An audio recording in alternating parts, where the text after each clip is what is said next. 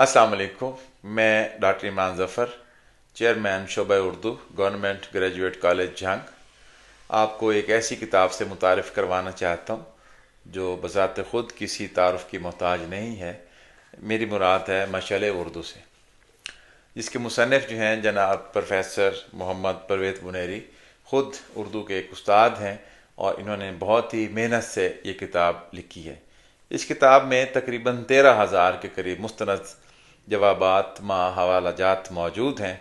और इस किताब की सबसे बड़ी खूबी ये है कि इसका मुसन्निफ़ जो है वो ख़ुद उर्दू का मुसाफिर है।